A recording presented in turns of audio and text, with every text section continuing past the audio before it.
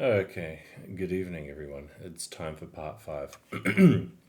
So, with this final lesson for today for me, we will be discussing several keywords and trying to see if it is possible for the police to analyze things purely with the power of video camera footage to confirm whether someone has been murdered and if we can establish something called probable cause. So, for those who remember, there's in German three types of probable cause. You have Anfangsverdacht, which is reasonable suspicion. Then you have probable cause, which is hinreichender Tatverdacht. Then you have one that is a level above this called dringender Tatverdacht. And then there's one above, which is richterliche something something. It doesn't matter. Oh, it does to you, not to me. So, today we'll be going over this, looking at various forms of evidence, and then trying to establish whether we have enough for this. And so there's three extra words that we're going to be pre-teaching today for the video, and we need to know these words in order to get where this is going. So, first word of the day is going to be detain. This is festhalten. So when you detain someone, they're not allowed to go anywhere for the time being, or sometimes you have a temporary detainment. But you need to know this word, detain, to hold someone in position, festhalten. And then we have a couple of other words. So the other word that we need to know for today is Geständnis, or confession. This is very useful for police investigation purposes. It is 100% necessary for when we are trying to confirm if there is a murder. It is a very, very important word to know. Then we have Vernehmung, interrogation. This is where you sit down and talk to the people. Interrogation is where there's various techniques, and Germany has its own. We'll be looking at some examples later on of how it works in English in other countries. But Vernehmung, interrogation, it's the process that you go to get the confession from people. And the last word of today that we need to know is the word homicide. Homicide often will be translated as murder, but it can come in many different ways. So if we jump over here, I throw in the word homicide. We see here, Mord, Totschlag, so on and so forth. But we see here all sorts of, jobs are fantastic. It also can be translated as Tötung in German. Fahrlässige Tötung, vorsätzliche Tötung, Totschlag, fahrlässige Tötung again, Totschlag, aus Notwehr. Okay. There's a whole bunch of different words for this. Yes, there's the word homicide, but not many people say that word, let's be real. So you're most likely to know it as homicide. And homicide is 100% a felony. It is the tier 1 crime. So what we're going to do right now, and I'm going to again try to share the sound. Right.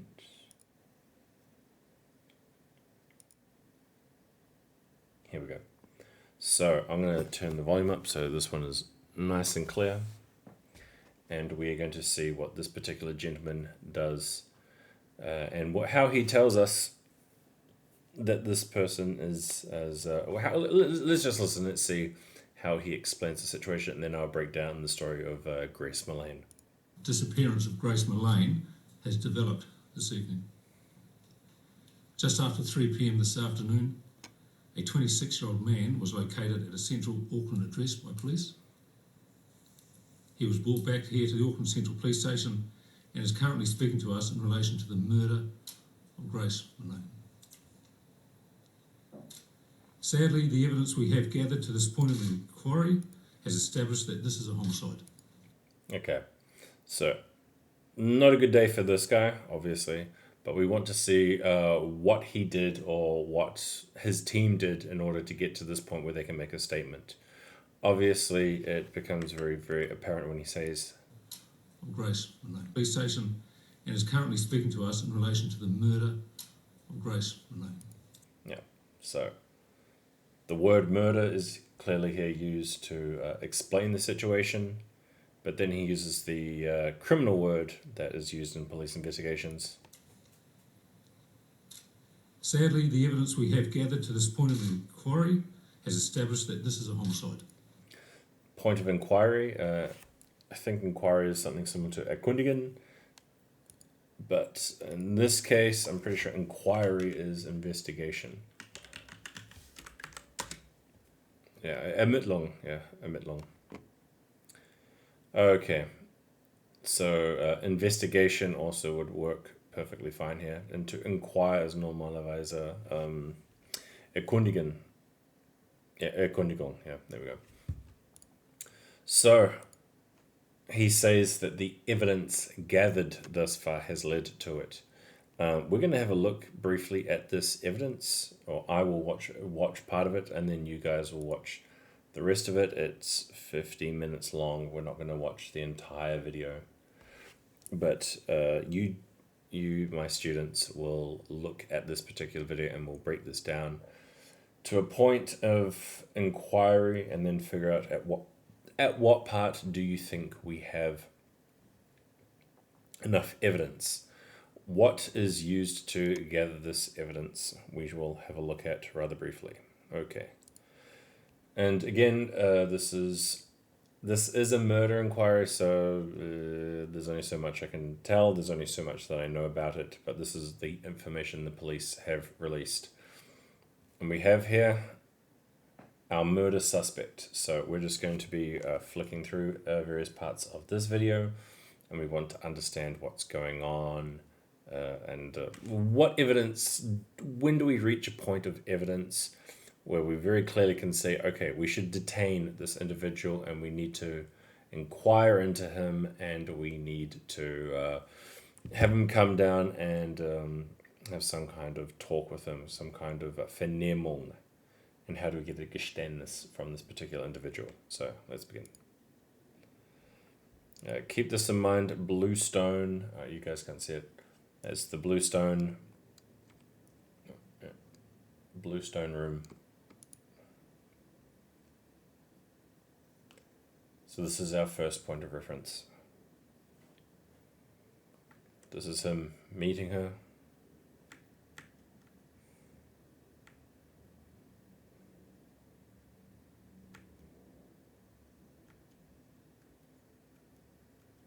Okay, here we go. So here they are.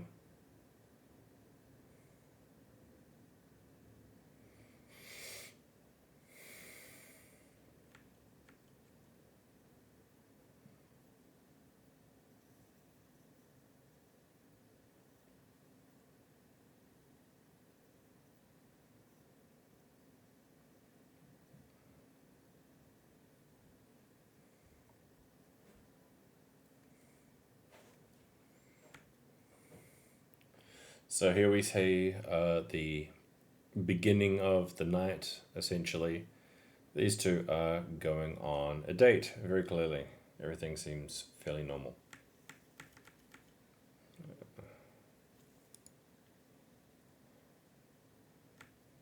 Here we go. Them leaving at a particular time.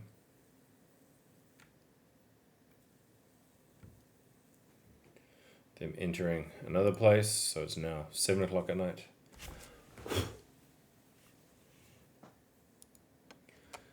And so the date is going on. So far, nothing too suspicious.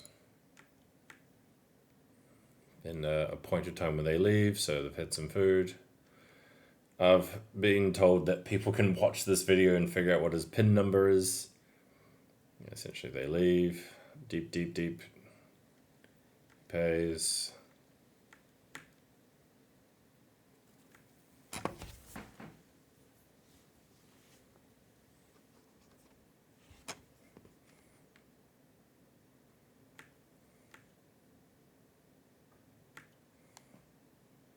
Okay, so definitely an intimate kind of relationship.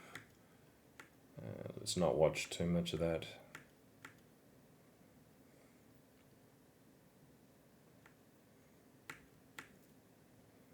She texts a friend.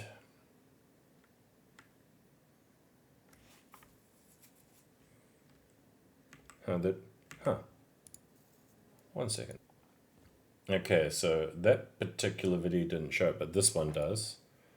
They blur out his face. So she leaves to go to the bathroom or whatever. And this is the first suspicious thing that we see. He's going through her bag.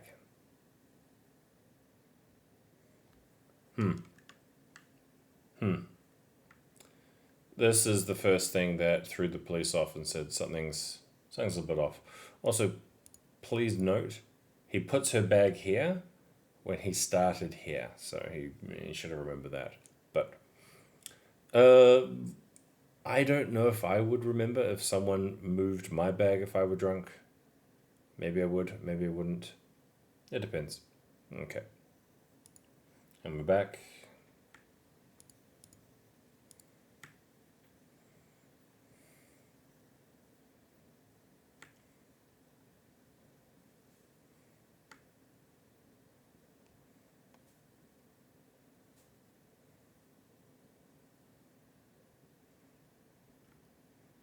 So very clearly, the two of them came home together to his place.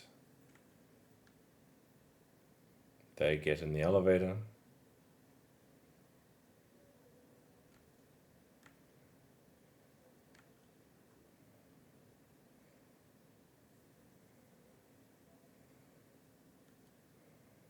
Right.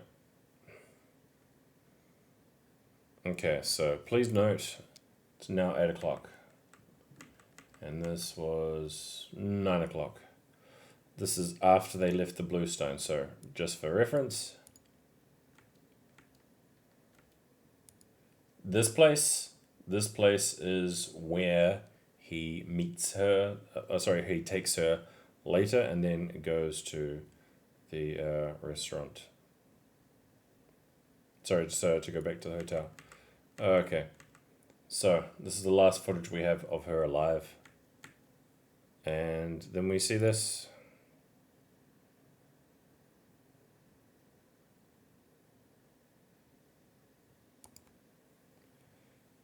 I think you get the idea.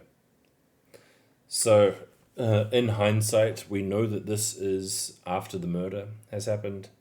This guy's very clear looking at the camera, realizing that something's not quite right. His plan hasn't worked out, shall we say. And now we have a lot of footage. So, pause this video and I'll give you guys 20 minutes. I know there's another 40 minutes to go through, but I'm pretty sure you guys can flip through at a decent speed. And I want you guys to highlight for me key pieces of evidence that you think the police would have used in order to establish probable cause. Because remember, after this video, part of what we see here, there's other evidence, of course, the police haven't told me, but this was a big chunk of the evidence that was required to establish probable cause to not convict him, not to say, oh, you're going to prison, but to say that we now have a homicide, okay? So this is not just speculation. The police do not announce a homicide purely from speculation's standpoint. So please pause this video, watch this to along here, and then we will look at various pieces of evidence. But I'll just show you guys my favorite part of this video. Wait, all right, okay, it's right here. So the police are walking in, so this is the hotel where the guy's staying at. The police are visiting him. And then we see right here. So if any of you guys are behavioral experts and can tell me what's up with this guy's behavior, watch how he moves until he notices the police are there. Watch his speed, watch how fast he's moving.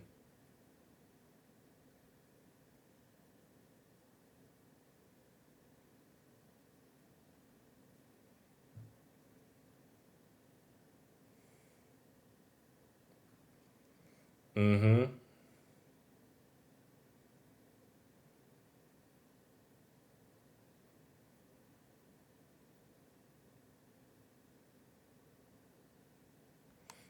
And if not too sure if you can see, but this guy sees him. This guy sees him. And then...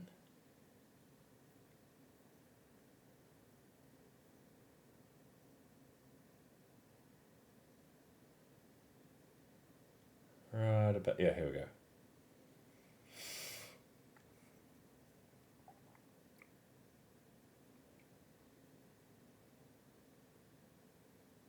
Yeah, this guy comes out. This guy comes out. Yeah. So I think we have it pretty clear. The police are now running down the street. Do you think the police would run down the street into oncoming traffic if they did not have probable cause? I don't think so. So please go through the video, highlight some points that we will discuss this in class when I return. What are the main points that you see here? And what are the main pieces of evidence that you think would lead the police to believe that we need to either detain him, question him, or to arrest him? Again, what do you think we're going to do here? Do we have enough evidence for probable cause?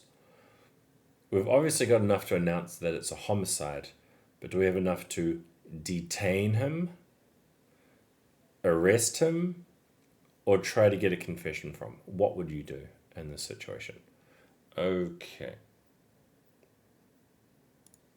Okay, so I've watched it now, and there's only so many points that I really want to highlight from this, but there's 6 main pieces of evidence that I would point out. Hopefully you have more. So the first one is what he buys. So he immediately buys a bag, and he's also paying with cash for everything. Then there is the other point of evidence that he buys cleaning products. He also buys a steamer. A steamer is what we use to get blood and all sorts of other nasty stains out. He buys a shovel. Also, he pays for the shovel with cash, and it's kind of getting a little bit comical there. He then disposes of all of the girl's clothes and belongings. Why would you do that if you were innocent? That is a very good question. And last but not least, we have his movements around the town. And we notice that he's just gone and hired a car, but he then goes and cleans it. Why would you clean a rental car? Like, I'm sure some of you in this class have hired rental cars in the past. Have you ever cleaned a rental car?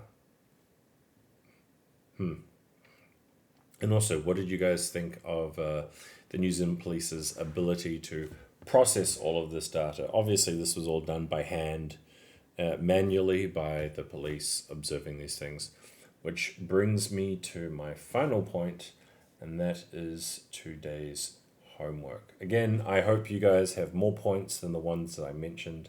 There's plenty more, but those are the 6 points that I noticed that were evidence strongly suggesting that this person needs to be arrested. But are we detaining them? I'll let you decide. And this is the last exercise that you guys will be doing. And I've decided to be nice to you all, so we're watching something in German. And this is sort of the final major debate or discussion to the camera theme. And I want you guys to watch this for your homework, and we will discuss this in class. Create an opinion based off what we've just seen from the Grace Millane efforts, realizing that all of those efforts, so with the Grace Millane situation, there was a ton of footage, ton of data, and it all had to be watched manually by a police officer, cut, snipped, put together to create the video that we just watched. What if we used KI? What if we used artificial intelligence to do so? And that is what this particular police officer I think he's a police officer professor, at least the head of a department of some kind. I wouldn't be surprised if Sonderdienst. I don't know this man personally, obviously, but he has a very interesting opinion towards artificial intelligence and its use, potentially by the German police. So this is obviously nothing with cameras and artificial intelligence, but rather with data. The process of taking all the footage, cutting it up, and creating it into a bite-sized piece that a police officer can then watch and review. So watch this video and then write for me your opinion. We will discuss this in class together. What do you think of the idea of using artificial intelligence for the purpose of police investigations to create investigations like this and to save immense amount of times to help investigations such as the one with Grace Millane? Okay, and that's exactly 21 minutes. So thank you very much. I hope you guys enjoyed the video. I hope you also enjoyed watching this discussion with Grace Millane. Very, very sad case, but at the same time, very interesting what they did and how they managed to come to the conclusions they did. So, thank you very much, and we'll see you guys another time.